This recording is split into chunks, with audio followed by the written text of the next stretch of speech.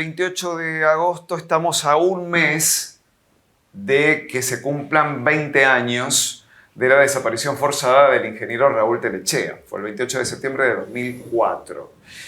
Y 20 años después estamos asistiendo a un juicio que pretende llegar a la verdad, ¿no? Básicamente de eso se trata, ese es el concepto de justicia, ¿no? Llegar a la verdad, o lo más cerca posible. Siempre que hemos hablado y abordado el delito de la desaparición forzada, entendimos que en la naturaleza del delito está el ocultamiento, ¿no? Y la dificultad en llegar a esa verdad tan encriptada. Estamos recibiendo en el Día del Abogado, además, al abogado que representa a la familia del ingeniero Telechea, fundamentalmente a sus 4 hijos, es Conrado Suárez Jofré. Bienvenido, Conrado, mucho gusto, gracias por acompañarnos. Muchas gracias, al contrario, el agradecido soy yo, un gusto estar acá. Y decíamos que está en pleno desarrollo el juicio, han pasado instancias relevantes, quedan otras también muy importantes. Entiendo que, bueno, obviamente tu expertise es el derecho, pero quiero empezar por el campo de las sensaciones. Y vos dirás, ¿cómo me pregunta este tipo de...? Pero bueno, me parece muy importante, ¿no? Por supuesto. El tema de la sensibilidad y las sensaciones. ¿Qué sensaciones tenés respecto de lo transcurrido hasta este momento en las audiencias públicas? Bueno, primero hay una sensación de satisfacción, obviamente que es una satisfacción relativa o momentánea, porque durante muchísimos años, has hablado 2 décadas, sí. 20 años, los hijos, la familia, la pareja, la ex esposa de Telechea han luchado por tener cara a cara a quienes ellos entendieron muy pronto, algunos inmediatamente, otros al tiempo, tenían que dar respuestas. Esas respuestas en un plano de apoyo estatal, en un plano de respaldo político, fueron demoradas, fueron de alguna manera ayudadas. Había un contexto de impunidad que en torno de Telechea fue muy lentamente revirtiendo. Entonces esa es una sensación, y celebro la pregunta, que uno la ha tenido. Creo que la clave es estar allí y poder versionar, poder demostrar, poder acreditar, poder interpelar en el sentido de poder generar preguntas y repreguntas que implican la necesidad de dar explicaciones. Y bueno, esa sensación es satisfactoria, pero obviamente es una satisfacción pasajera, momentánea, porque, como correcta y acertadamente lo has dicho, de lo que se trata aquí es de poder acreditar la verdad. Y la verdad, como norte, como objetivo de la justicia, tiene entre muchos obstáculos el poder. Y de lo que se trata en este juicio justamente es de llegar a la verdad revirtiendo el esquema, la estructura, el soporte de impunidad que da el poder. Conrado, ustedes han arribado al juicio con una causa muy, muy voluminosa. Siempre hemos hablado de eso, ¿no? De la complejidad, además, a lo largo de tantos años, de tantos cambios, de tantos giros.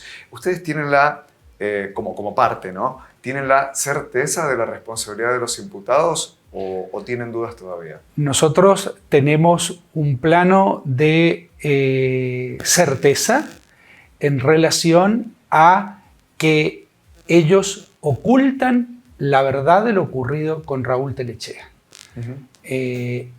Esa es la certeza que nosotros tenemos. Cuando nosotros nos dicen, ustedes tienen certeza de lo que le ocurrió a Raúl Telechea, no solo no tenemos certeza ni tenemos duda, tenemos una ignorancia total acerca de lo que ocurrió con Raúl Telechea. Ahora, de lo que nosotros podemos decir, ese nosotros lo digo de hace 13 años que trabajamos con los hijos de Telechea, con la pareja, el entorno de Telechea, con la doctora Alejandra Rojo. Hace 13 años que estamos allí y nosotros hemos ido evolucionando en esa sensación, en ese estado espiritual, Sí. Técnicamente así se le llama, acerca de los elementos que dan.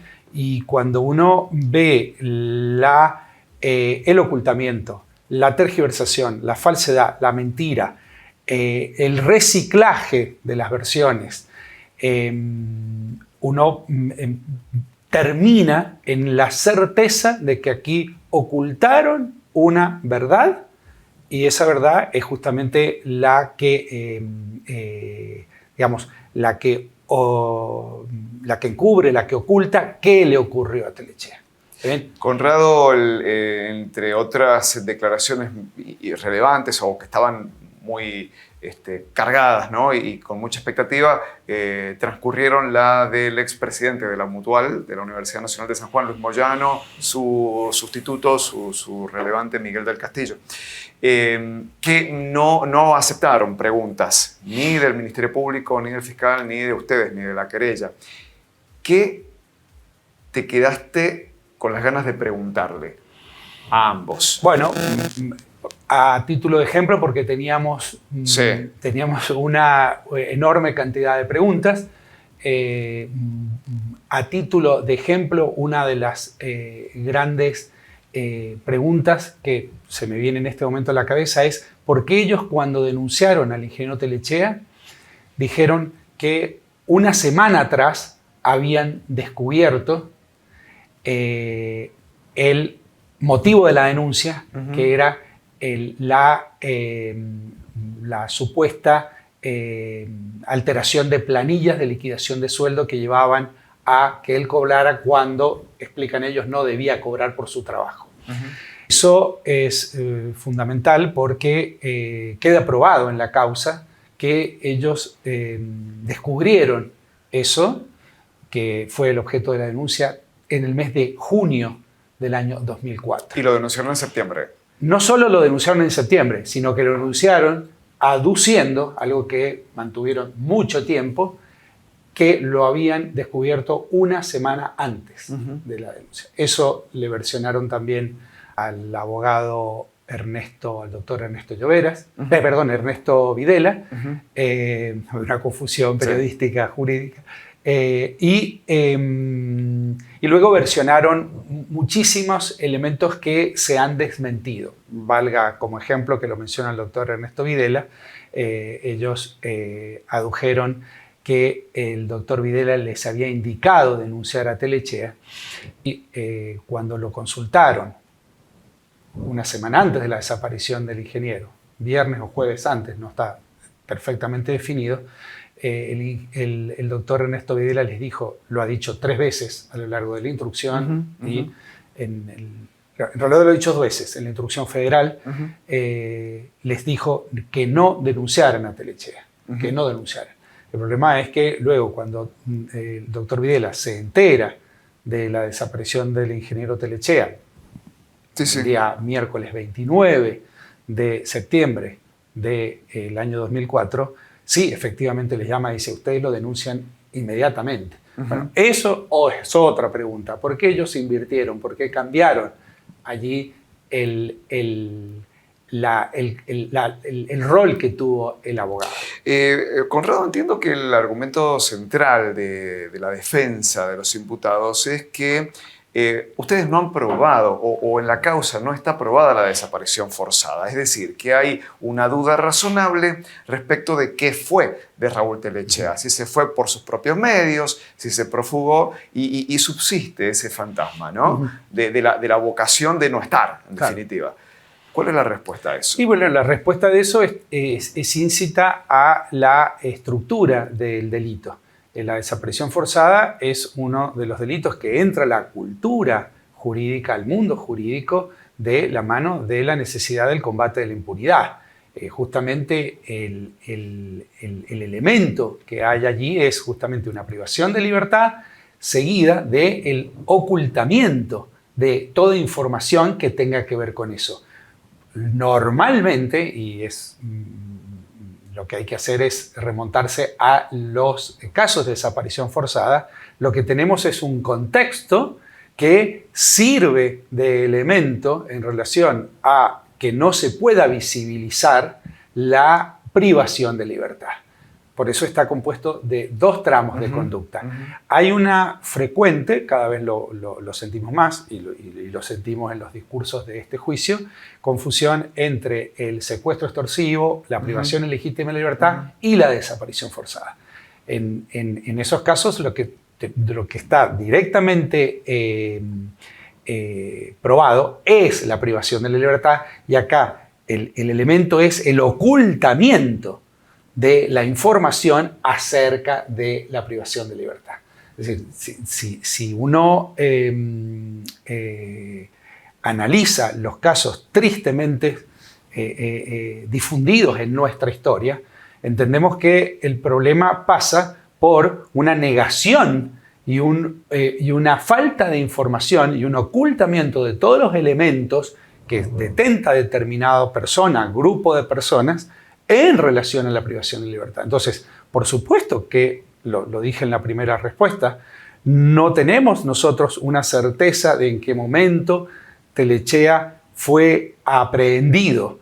Nosotros tenemos un margen, ¿bien?, que va de un determinado momento, que es cuando Telechea se despide de su pareja la madrugada del martes 28 de septiembre, 1 de la mañana aproximadamente, y luego tenemos en claro una situación que 2 testigos la versionan de una manera preclara.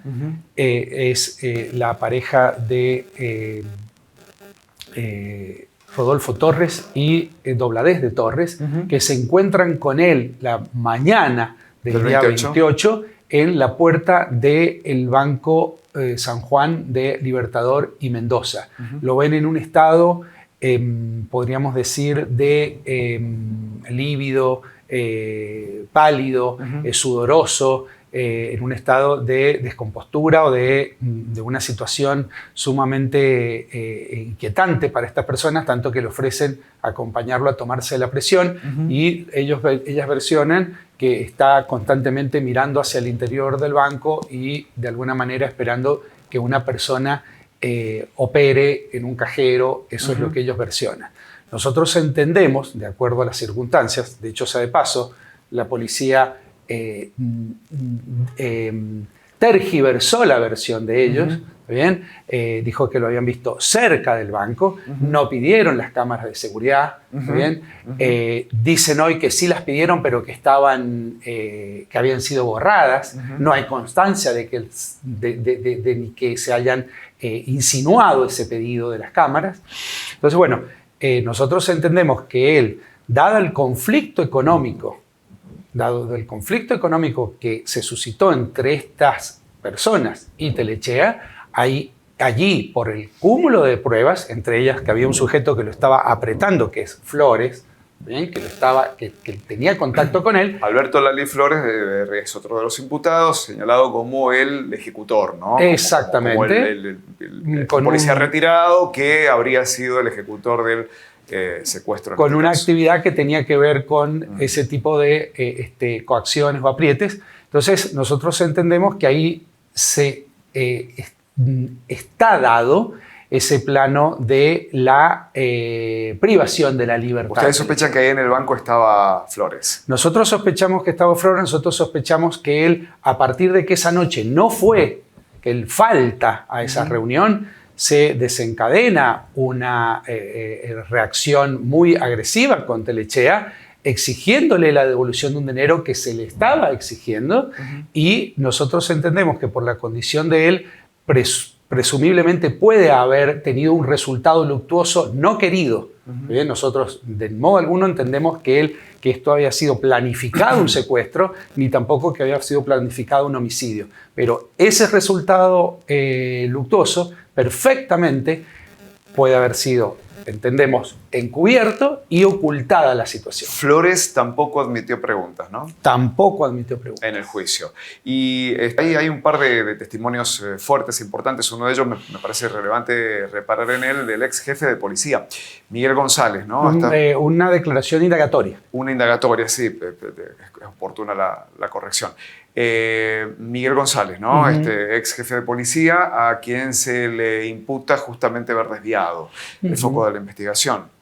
Sí, sí. Hay varias. Quien sí aceptó preguntas fue el ex jefe de la Comisión Especial de Investigación, que en muchos momentos respondió. Eso lo va a explicar mejor el jefe de policía. Mario León es el... Exacto, Roberto Mario León. Sí. Fundamentalmente, yendo al caso del ex jefe de policía, ahí hay una cuestión sumamente relevante, y que es la disputa que se generó entre el juez Gil en el poco tiempo que estuvo hasta que, podríamos decir, se le fue la causa, ¿está bien? Entre el juez Gil y el ex jefe de policía. En realidad, entre la actuación policial, porque en una situación sumamente singular, singular digo por la poca frecuencia, ¿no? Esto está siendo soslayado. Sí. León habló de un oficio. Bueno, el oficio nada más y nada menos trasladaba una resolución del juez Gil de emplazar bajo apercibimiento de tomar medidas en orden al delito de desobediencia a la autoridad judicial, porque él genera con la secretaria, la doctora María Inés Roselot, genera un listado de pedidos que habían sido reiterados, en algunos casos con pronto despacho, y sistemáticamente habían sido desoídos. Entre ellos, conformar una comisión especial, informar determinados elementos, detalles, información específica para poder producir,